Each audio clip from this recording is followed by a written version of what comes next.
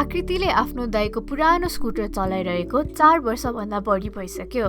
Scooter कतिले अवस्थामा भए पनि उसलाई चाहिँ नयाँ इलेक्ट्रिक स्कुटर किन्ने ठूलो इच्छा छ। त्यसको लागि उसले केही समयदेखि पैसा पनि बचत गरिरहेको छ। पुरानो स्कुटर राम्रो दाममा बेच्न सक्यो भने उसले नयाँ स्कुटर आनन्दले किन्न सक्छ। स्कुटर बेच्नको लागि उसले नजिकैको वर्कसपमा गएर कुरा गर्यो। त्यहाँ उसले थाहा पाए कि स्कुटर बिकेमा उनीहरूले 20% भाग लिने रहेछ। यो कुरा चित्त नबुझेर उसले अरू धेरै ठाउँमा बुझ्न खोज्यो, तर हरेक ठाउँमा न्यूनतम 20 देखि 25% कमिसन माग्यो।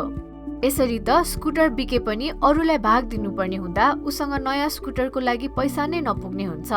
त्यसैले उसले अरू उपायहरू खोज्न थाल्यो। 2-4 वटा अनलाइन वेबसाइटहरूमा अनुसन्धान गरेपछि उसले झिगु बजार भन्ने प्लेटफर्म फेला पार्यो। झिगु बजार वेबसाइटमा मात्र होइन, यसको मोबाइल एप आइफोन र एन्ड्रोइड दुवैमा उपलब्ध छ भन्ने थाहा पायो। त्यसकारण यो सजिलैसँग मोबाइलबाट कुनै पनि बेला प्रयोग गर्न मिल्ने रहेछ। झिगु बजार एप डाउनलोड गरेपछि उसले आफ्नो पुरानो स्कुटर बेच्नको लागि विज्ञापन बनायो। त्यसमा उसले स्कुटरको फोटोहरू अपलोड गर्यो। त्यसपछि स्कुटरको मूल्य र विवरणहरू लेख्यो।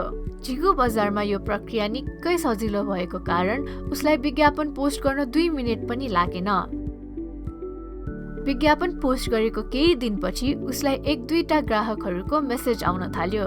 झिगु बजारको बिल्ट इन मेसेन्जरद्वारा उसले सजिलैसँग ग्राहकहरूको प्रश्नहरूको जवाफ दिन सक्यो र केहीसँग त बार्गेनिङ पनि गर्यो। अन्तमा एउटा ग्राहकसँग मूल्य र कुरा मिलेपछि आफै स्कुटरको छानबिन गर्न भेट्न बोलायो। भेटेर स्कुटर राम्रै अवस्थामा भएकोले उसले राम्रो दाममा सौदा पक्का गर्यो। यसरी आकृतिले झिगु बजारद्वारा सजिलै आफ्नो पुरानो स्कुटर बेच्न सक्यो। कुनै पनि वर्कसपलाई पैसाको भाग दिनु नपरेकोले उसले 20,000 रुपियाँ बचत गर्यो। अब उसले नयाँ स्कुटर आनन्दले किन्न सक्छ। तपाईले पनि आफ्नो पुरानो स्कुटर अथवा बाइक बेच्न खोजिराख्नु भएको छ भने झिगु बजार एप डाउनलोड गरेर विज्ञापन पोस्ट गर्नुहोस्।